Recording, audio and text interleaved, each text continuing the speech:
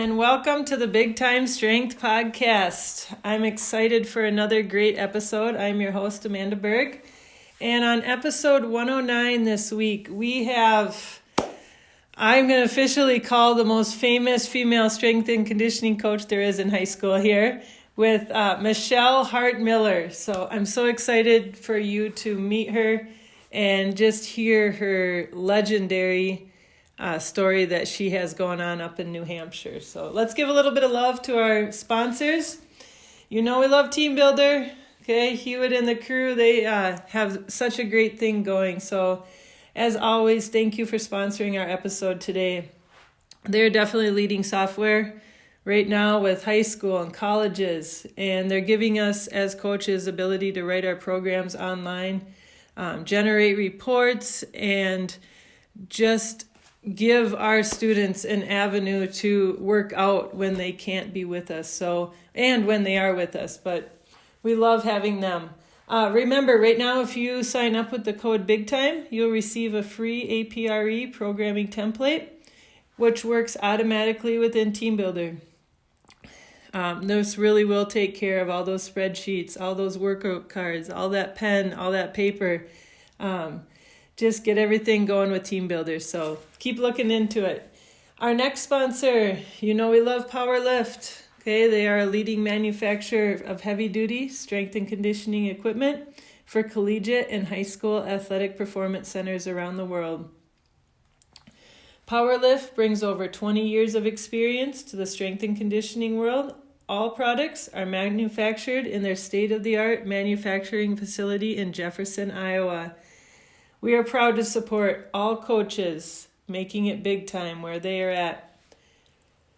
Another reminder, we got the Big Time Strength and Football Clinic.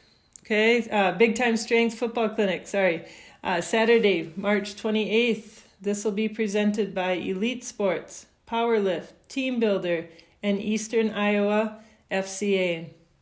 There'll be 21 premier college and high school presenters, 10 strength coaches, 11 football coaches, over 8 hours of presentations. Okay, there'll be 3 different rooms, so you'll have some choice presenting at one time. T-shirt included, breakfast and lunch provided.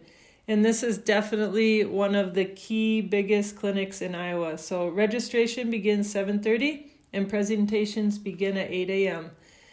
This will be at Mount Vernon High School in Mount Vernon, Iowa. So make sure that you get out there. $30 for individuals or $75 for your whole football staff. To guarantee your t-shirts, you need to register by Friday, March 14th, but walk-ups are welcome. So make sure to give a little bit of love to our sponsors. They have been supportive to us. They have been committed to us, so we're very honored to have them. All right, let's get to this. I am so excited for you, Michelle. Welcome. Thank you. Yes, I reached out to Michelle. There have been so many coaches that have said, you got to talk to Michelle. You got to talk to Michelle. I'm like, she's on my list. I'm ready. I can't wait to have her. So this bio makes me excited. This is definitely big time right here. So Michelle is a current athletic trainer and strength and conditioning coach at Londonderry High School up in New Hampshire, where, so cool, she's also an alumni. She received her bachelor's degree in athletic training from the University of New Hampshire in 1992, and in 1993 became a full-time athletic trainer for her high school. And in 1994, I'm asking this a question, I'm looking at you, so cool. So first full-time salary athletic trainer. Wow. Love that.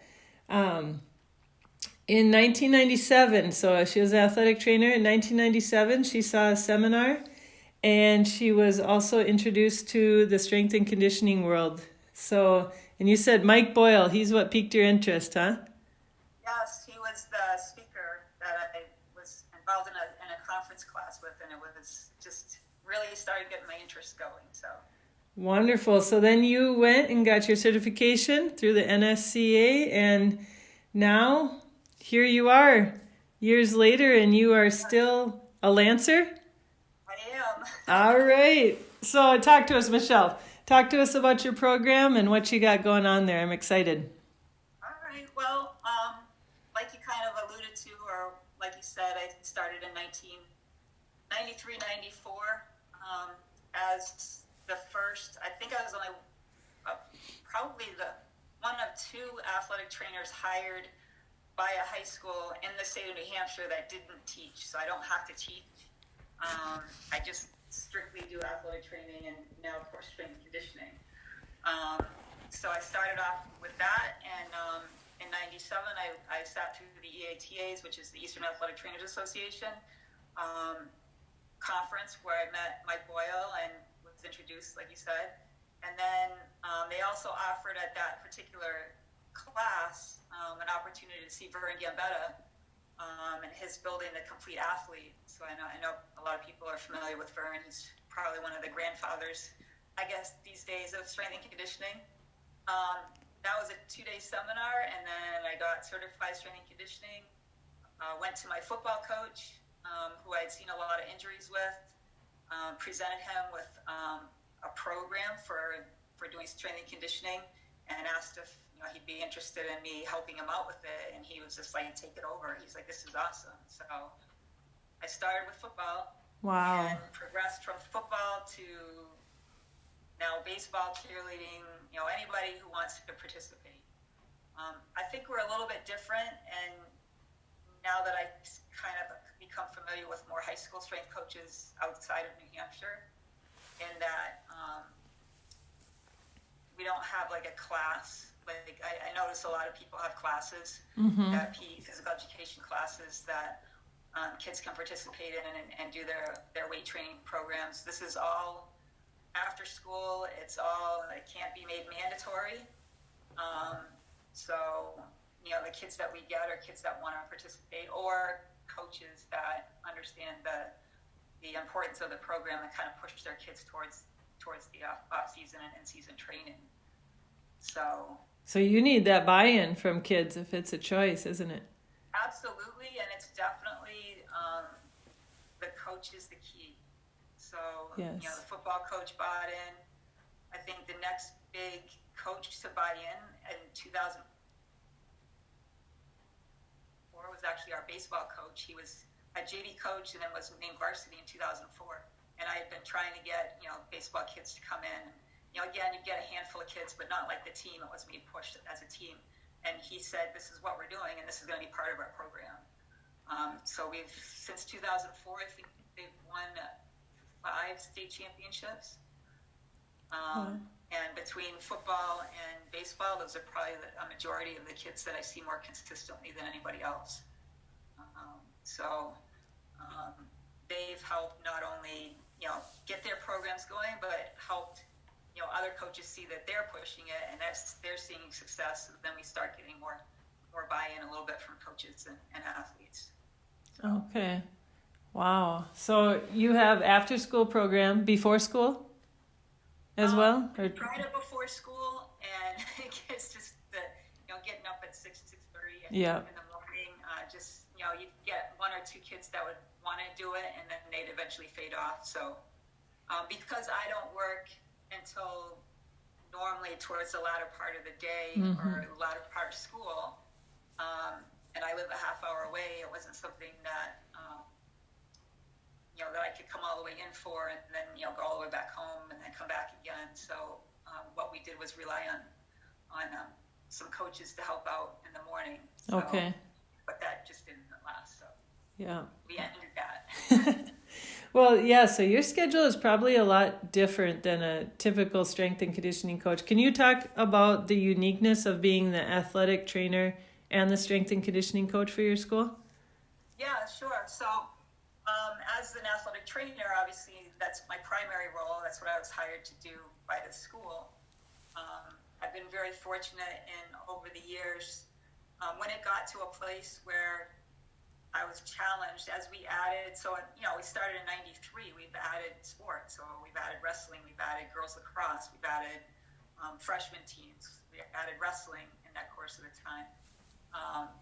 So it got to a place where trying to cover the athletic training part and do that job and do the strength and conditioning was getting to a place that was just too challenging.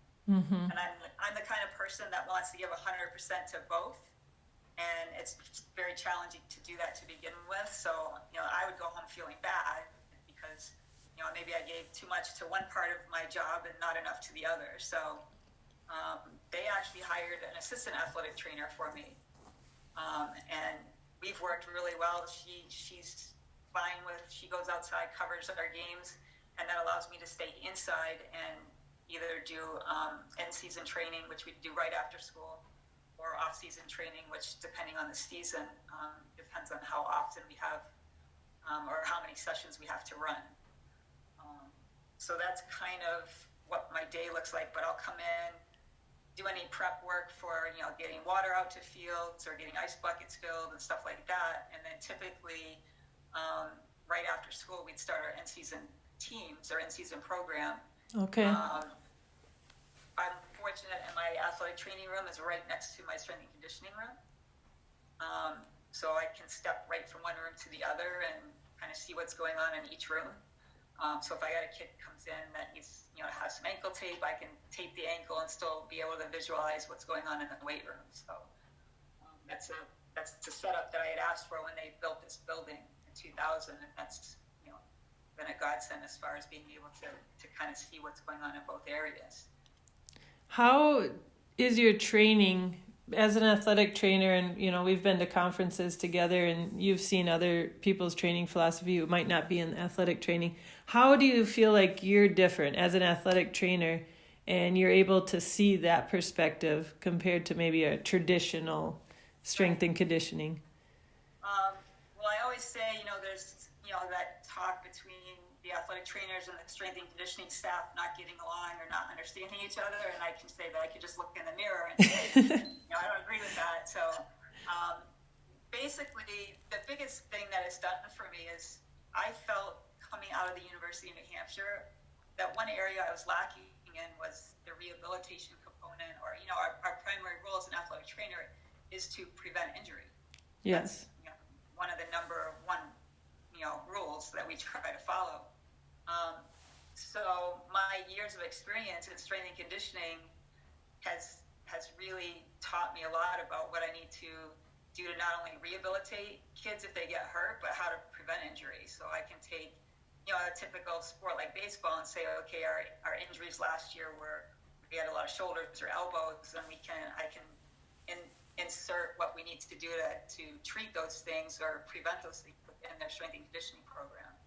So I think that's where I feel like I have a little bit of an advantage is the more teams that we see that are consistent in our strength and conditioning program, the less we see in the athletic training room. Or if we do see them in the athletic training room, we're able to get them recovered, typically, barring that it's not a major injury like a torn ligament or an ACL, we're able to get them back faster. And I can definitely see that in the 26 years of doing this, what a difference that has made, being able to kind of blend those two things together.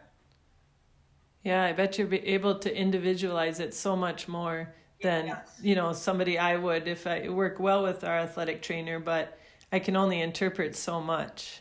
Right. So right.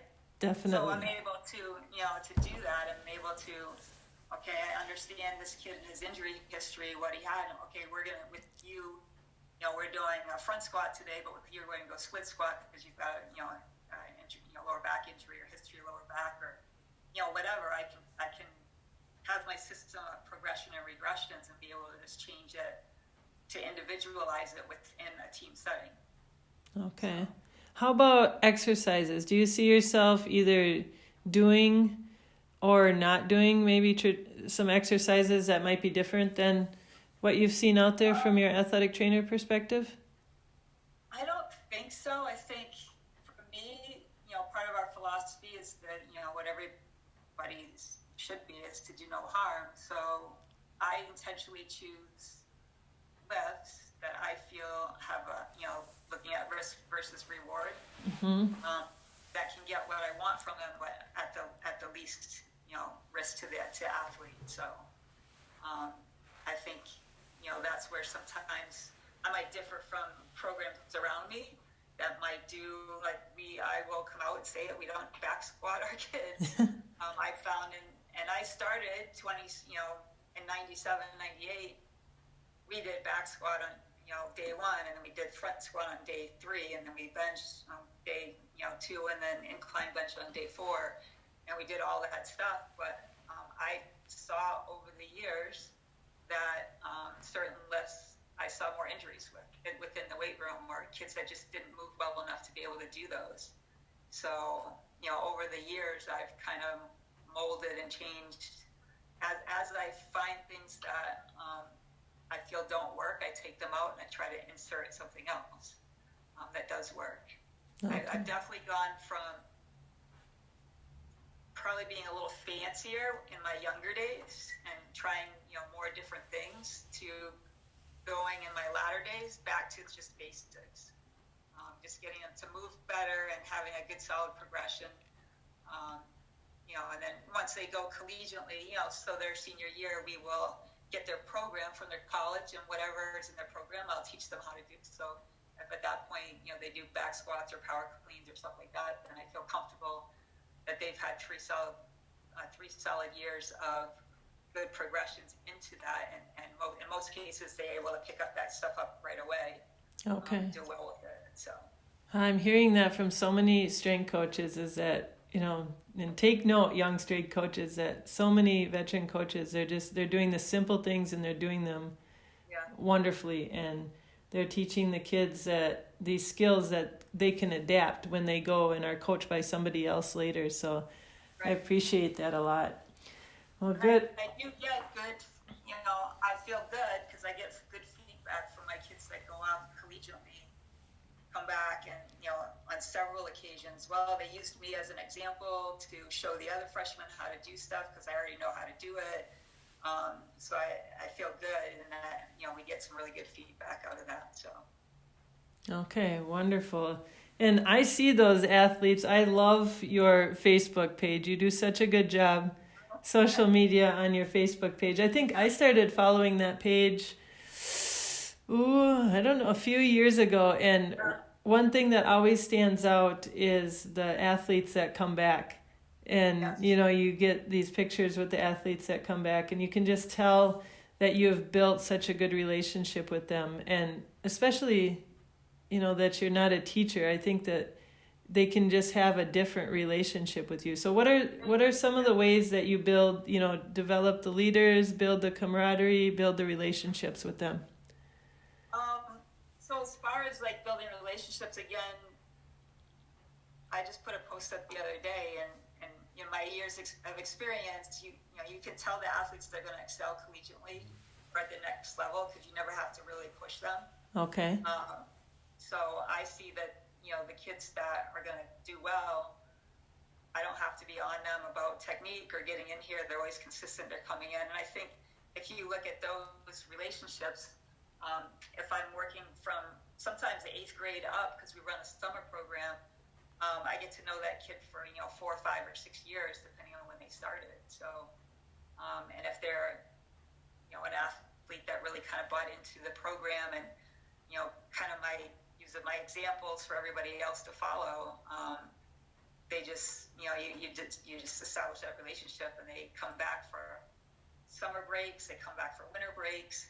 I've had actually, I think 6 or 7 of my former student athletes who participated in our program come back and are now strength coaches. Wow.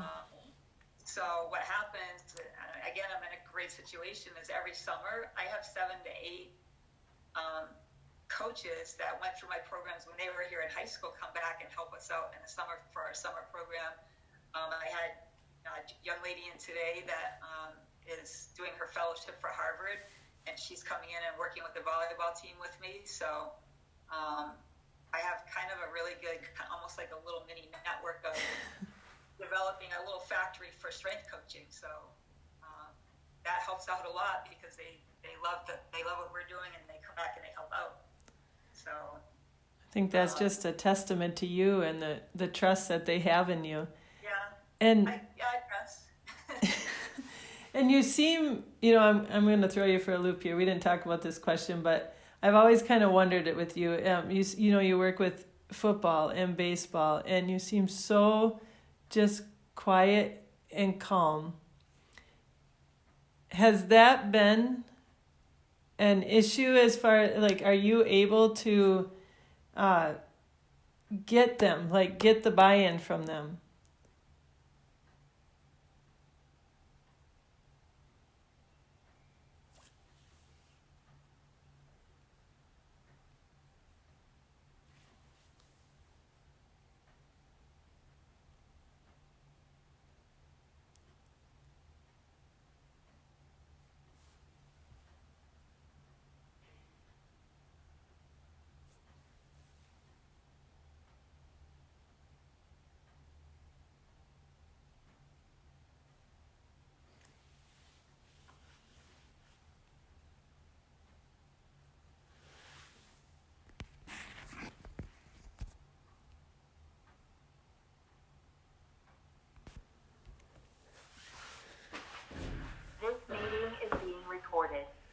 All right. Yeah. So something that I definitely noticed about you, speaking with football and baseball athletes when I met you, and I remember thinking to myself, oh my gosh, she's so quiet and calm. And I know my default when I get a big group, especially boys, for the first time, is I'm firm, I'm kind of strict. And it just, to me, it doesn't seem that you're that way. So do you feel like, how do you build that relationship and, having a big group of boys? What do you do? I think it's funny because for some reason, I don't know whether it's they can tell when I'm like, okay, she's being serious now, and they completely calm down. So I'm not sure whether it's the facial expression I have, or there's moments when they know, okay, she's meaning business now. But I also kind of let them, they're kids too, so you want them to have some fun. So I try not to be really hard on them and you got to do it this way. And, you kind of give them a little bit of space, and I think they kind of respond to that. But yeah, I am definitely not a big loud. I'm not somebody that's going to scream and yell at them and stuff like that. Especially in the weight room. So we don't really have any issues as far as that goes. Okay. Do you have to use a whistle? I don't. Okay. No, I don't have to use any of that. Wow. I gotta come down sometime and just be a fly on the wall and I think I do. We talked a little bit about leadership. With every group, I'll have 3 or 4 guys, or even in some cases with the girls, that are those ones that kind of stand out, and they just get it. They understand why they're there. They understand they need to do it in order to get better. And it's not a big deal. And I start to, at some point, I'll start to rely on them, and they will kind of move around and police the room almost. So, which is what I want. Yes. That's the ultimate thing, is to get the kids to coach each other, basically. Then you've got a good system going, I think. Oh, definitely. And something coming from, not stern talking too, but something coming from their teammate is going to mean so much, about respect. So, excellent. I had 4 baseball players, and they're younger guys today, and one of the kids apparently didn't finish his sets and reps, and they let him know. And I was at a certain point, I was like, okay, this is a hard crowd today. I'm like, they were really giving him a hard time.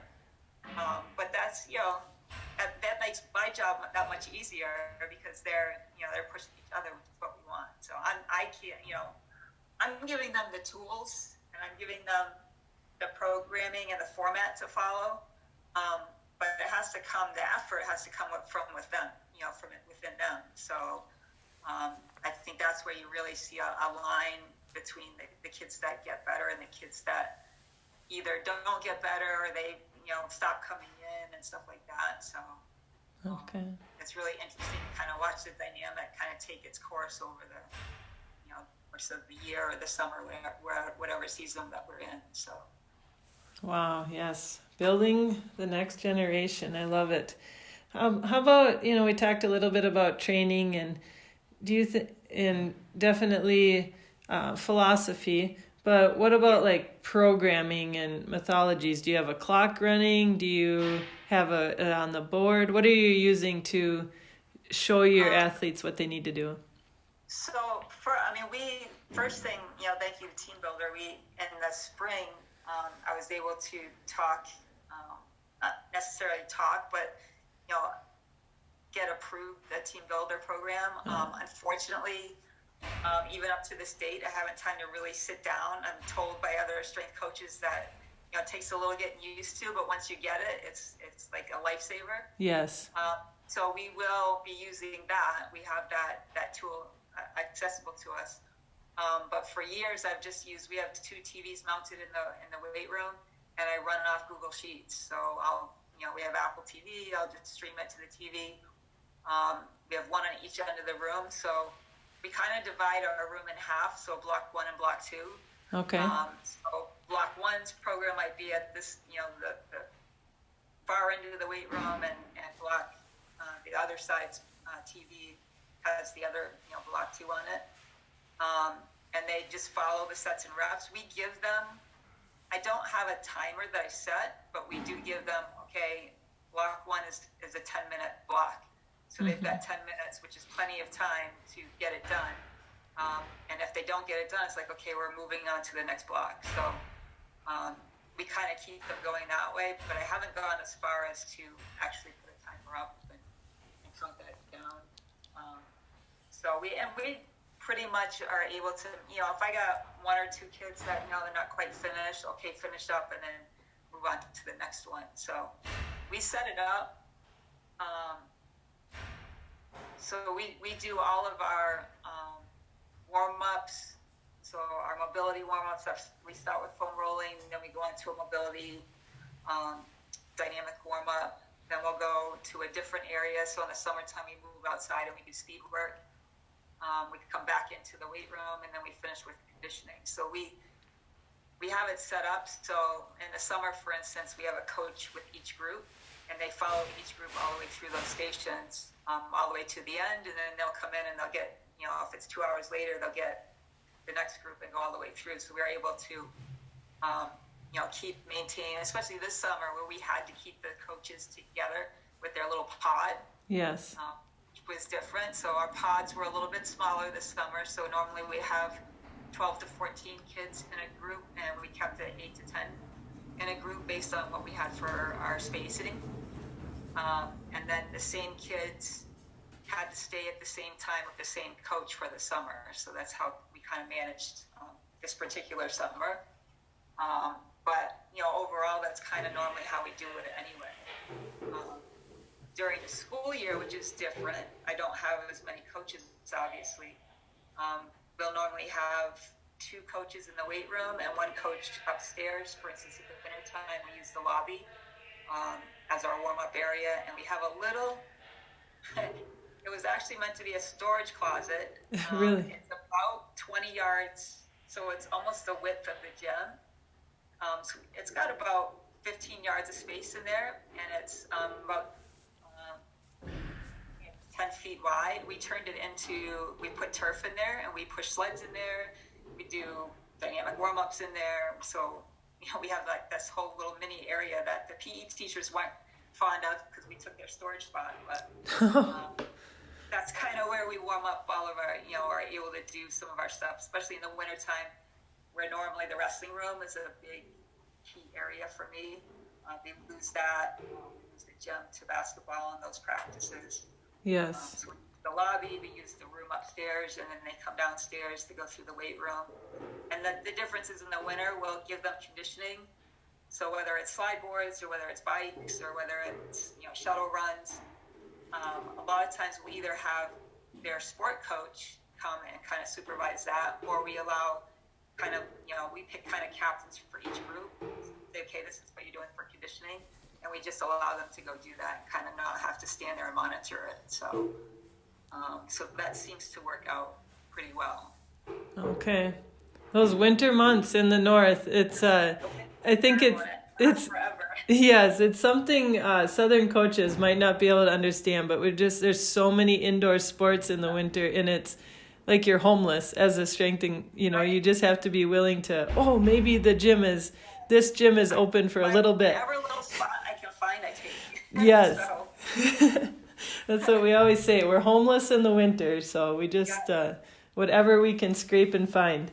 How about COVID? You talked a little bit, you made the pods a little bit smaller. Where are you at in the fall? Are you guys playing sports? What are you doing? So we were supposed to start our double sessions August 14th.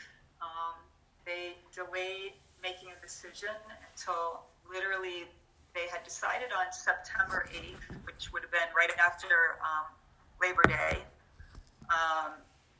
They didn't make a decision on whether or not we were actually going to play sports until the week before. Wow. So we found out a week before, okay, we're a go for basically a 5-week schedule and then an open playoff system. So fortunate, I guess, unfortunate for the kids, and they lost some of the season. For us, it gave us we were supposed to end our summer training on, I think, the week before that, and it gave us we gave them the week off they normally get between summer training and fall sports, and then we were able to do another 3 weeks, kind of an extension program. So we just jumped right back in and did another 3 weeks with them. Started September 8th, and now we're like 3 weeks in, so we've got 2 more weeks. It's been a really quick season so far. But, we're kind of running the same thing, smaller groups. One change that I did make was I'm coming in earlier in the day, so we're in a hybrid system. So half the students are in school and half the students are on remote. And then it depends on the week. It kind of flip-flops every week. Okay. And so we started, on remote days, I come in early, 11:45, we start our first group. And any kids that, obviously school works first, but if they're on a remote day, they have the opportunity to come in, get their lifting done, and then go back home, or get their lifting done and then go to practice. So it's been enjoyable as far as that, because we have a little bit smaller groups. And then especially after school, I have basically Mondays we have 2 off-season groups, and the rest of the week we have 1. So it allows me from that 3:15 to 4:30, allows me to then get outside and help cover practices and games and stuff like that. So it's kind of worked out pretty good. Almost a little bit to advantage, huh? It has, actually. I kind of like it. Yeah. So. What are you noticing with the kids with COVID? You got to train all summer, so that's good. But in the shortened season. Yeah, the kids have been pretty good. All summer long, it was a battle all summer long because, so let's go back to the spring. Everything's canceled. Mm-hmm. I'm starting, of course, to think about, okay, what's going to happen with our summer program? How are we going to run that if they're saying we can't use the school facilities? So at some point, I drafted a letter or a memo to our business administrator, and I said, I think we can run, we're kind of following the governor's guidelines. We're very fortunate, and our positivity rate has been like 1% or under the entire time. Okay.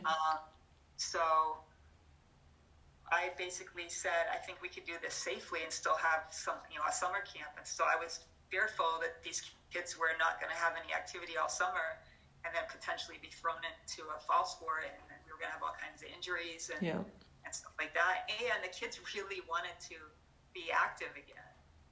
So during the spring, I probably worked harder in the spring than sometimes during the school year, just trying to write programs for kids and trying to keep them, motivated. And, a large part of high school kids is that social component. Yes. And working at a home by themselves, it's not as fun.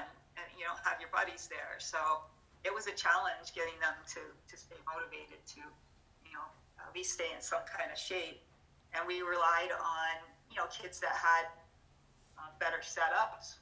I designed a program for that. And kids that didn't, we relied on, push-up progressions and ton of single leg stuff. speed work and hill work and stuff, things that they didn't need any equipment for, but they could stay in pretty good shape. Yeah. Yeah, so we kept them going with that. And they gave me permission to start. They said, okay, you can have a summer program. It's got to be all outside. I'm like, fine, I'll bring everything outside. That's fine. So normally we work half the morning, from 6 a.m. to about 10 a.m. is high school kids. And then 10 a.m. to about 1 o'clock is our middle school group. And we'll get about 200 kids a summer. But I was told no middle school. I opened up the sign-ups for it, and within 15 minutes, I had 143 high school kids signed up. Wow, so, Michelle. We actually ended up with about 240 just high school kids, no middle school kids at all. So they were ready. They wanted to get back in, and yes. My hockey coach pushed her kids, and this was the first summer. We had 4 groups just with girls field hockey players, so it was pretty awesome, from my standpoint, and trying to get more female athletes to participate anyway. So we did our 3 weeks outside, and eventually we were able to transfer to doing a blend of inside-outside. So I just kind of modified my programming to accommodate, what we could and couldn't do as far as the guidelines and to work out. There's actually a lot of stuff that I'm going to keep for next summer that we changed that I really liked. So, and the kids liked it. We had one day where they do kettlebell work outside, and they thought it was great being outside. And, it's different for them. It was a change in environment. We were able to line them up right down the driveway of spray painted X's where they had to stand, and got the kettlebells out. And it was great from a coaching standpoint because you could stand and see them just all lined up down, vertically down in a row, and be able to coach from there. And it was pretty awesome. I loved it. Okay. Yeah, I bet we're going to see so many things that actually do maybe stick, those smaller groups, and being able to just get close with the kids and have, a little bit more dialogue with them than these giant groups of 60 and 70 kids. So yeah, which again, the way we run it, we can't, just for our facility size, we don't have the space to do large numbers like that. So we've always broken it down into smaller groups. We do 15, 20 minutes, we'll send the next group. So we do it almost like a factory. Yes. So we go through the assembly line out to the other end, and then they go home. So. Okay. Oh, wow. Well, I want to ask you our biggest question. How many years were you at currently? This is my 26th year. 26 years, an alumni, so your hometown. I was an alumni, so I had alumni in there. I was actually here another 5 years, so. Okay.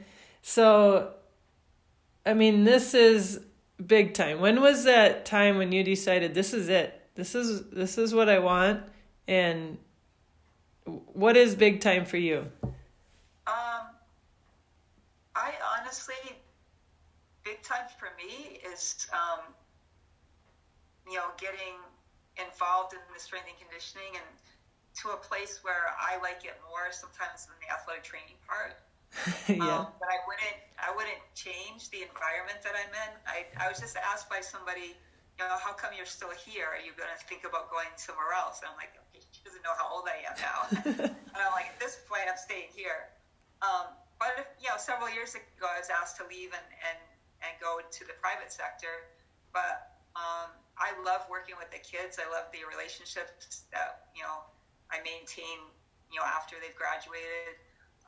And I love being able to not only be their strength and conditioning coach, but as their athletic trainer, having to cover their sports. And then I get to see them actually play their sport. So in the private sector, you don't get that part of it. Mm-hmm. So I think for me, I just love that part of it. And then obviously if they're successful, it's, we won a state championship for football for the first time since 1998 last year. I was actually in Hawaii and had planned a vacation and came back a day early so I could be at the championship. So, yeah. Wow. Yeah, it's so much fun working with these kids.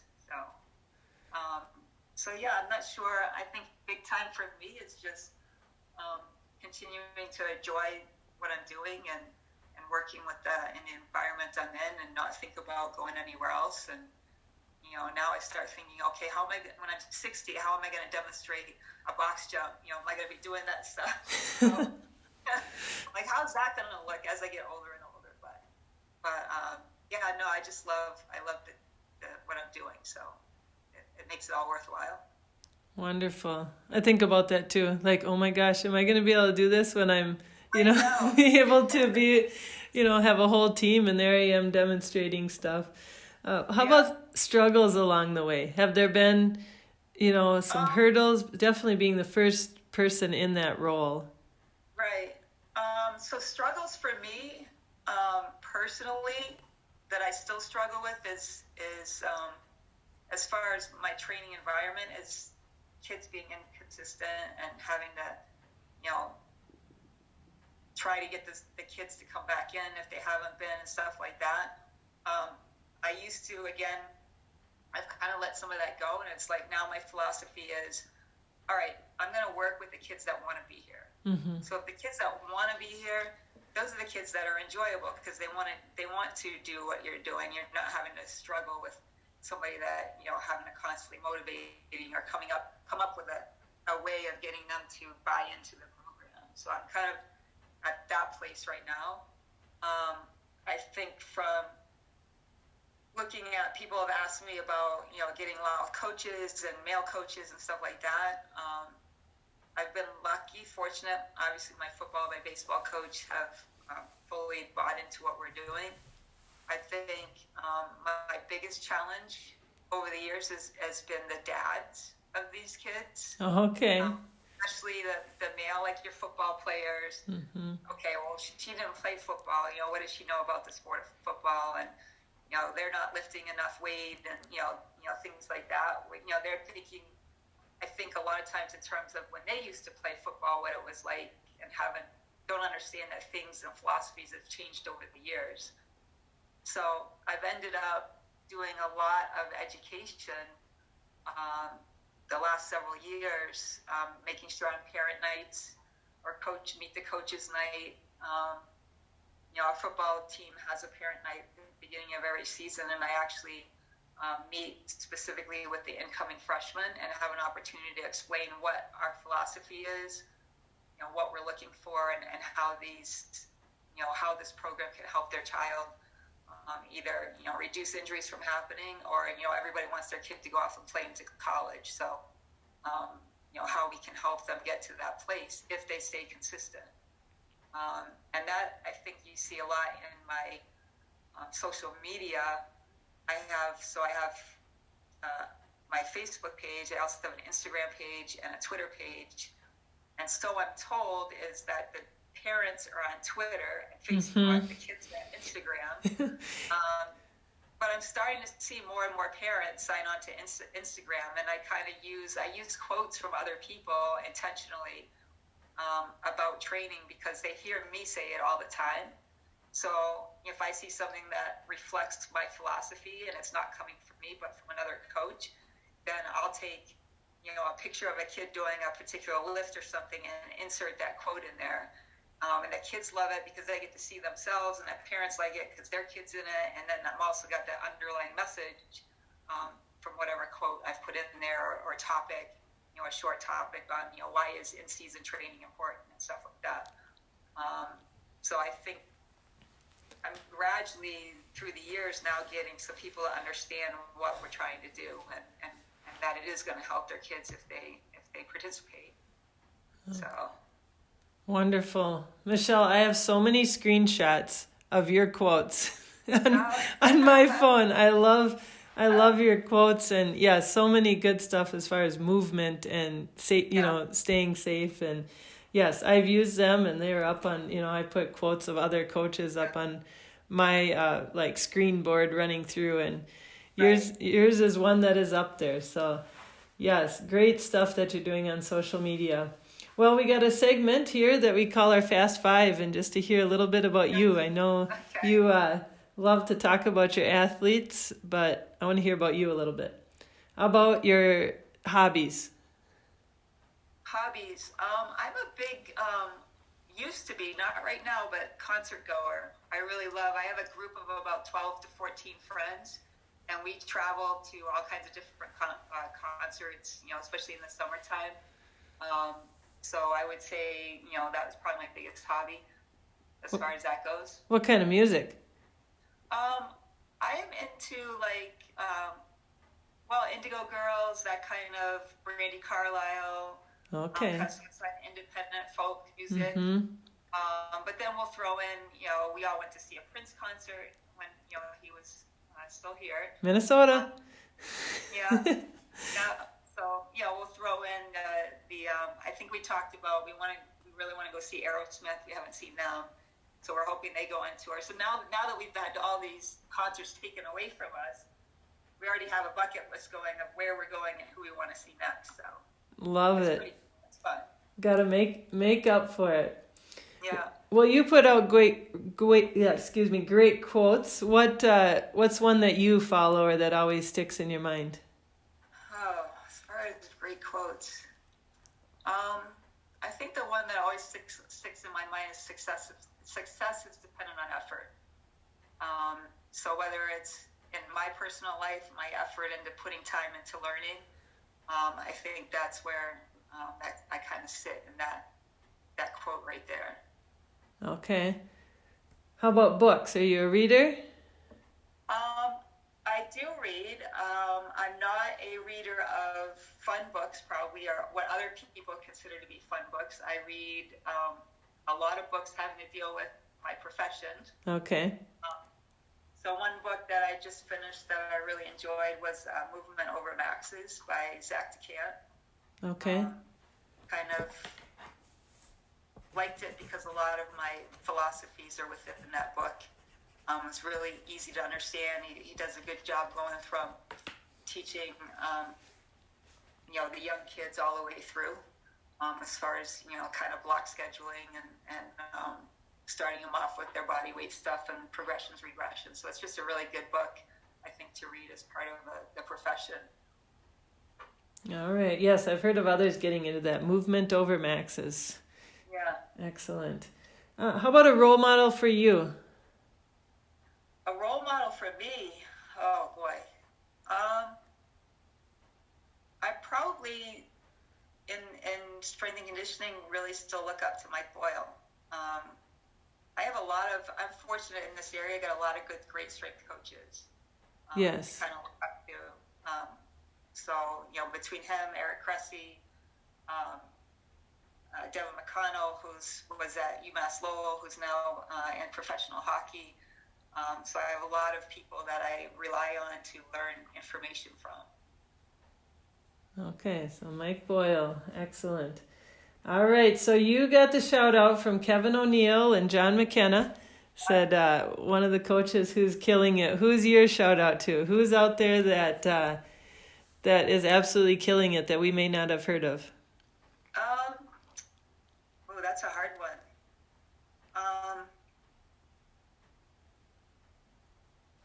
Wow, you might have stumped me on that. Yeah. There's so many people out there. I'm going to say a person he's in the private sector, and he just actually got Winnicott High School, who's a high school on the seacoast, actually just hired their first strength and conditioning coach. So now there's 3 of us. In the state of New Hampshire, there's 3 of us at high school level. Oh my gosh, did not know that. Yeah, and his name is PJ Strebel, and he's with Max Wade Performance. And I just love he does stuff like from little kids all the way up. So I don't know if anybody follows Jeremy Fresh with all of getting kids to play tag and just move and have fun.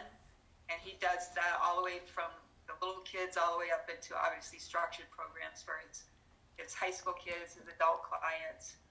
He just seems to be really doing things the right way, and I enjoy watching what he's doing. Excellent. All right. PJ Strebel? PJ Strebel. All right. So look him up on social media. All right. I love your social media. It's pretty much how I've known you. We've only met a couple times. So Can you give our listeners where you're at and what you got going on as far as social media? Yeah, so my Instagram is Lancer_power, and that's my Instagram and my Twitter account. And then my Facebook page is just, I think it's under the coaches section. I know I used to have a group, just Lancer Power. There was a group page years ago, and now it's on an actual, I think, a coaching page or something like that. But that's pretty much, I use my Instagram, and I can post to Instagram and then have it automatically post to Facebook and to Twitter, which is really cool. I enjoy that. Yes. Videos, I can't blend pictures and videos on Facebook. That's a real bummer for me sometimes. But yeah, I'd probably put something on there. I try not to overpost, but one or two key things a day. Or I started doing, so I'll usually throw out a nutrition post. I'll throw out something about currently what we're doing in training, and then I'll post a motivational quote or something like that. So I try to keep it to three posts a day probably, and spread them out. Okay. But I just feel like it's a really good way to the kids say, oh, I'm Insta famous today. So they love seeing it. So it's fun to do and come up with some different things to put out for them. My football team at the end of their practice yesterday was their breakdown with their team was, okay, everybody's going to hydrate, right? And they would say hydrate, and everybody's going to eat their meals tonight, right? And so they were going through a list of all things that I've kind of taught them about what they need to do to be ready for the games tomorrow night. So it was kind of funny. Excellent. Wow. So many great things that we can go to. You're working as an athletic trainer and a strength coach. I'm grateful. I'm excited to be able to see you again. I hope you get to come out to Minnesota for the summer. We had talked about trying to do a social for female strength coaches. Yes. Last time, so. Yes. Well, we have to pull that one together. That is the goal. So we're trying to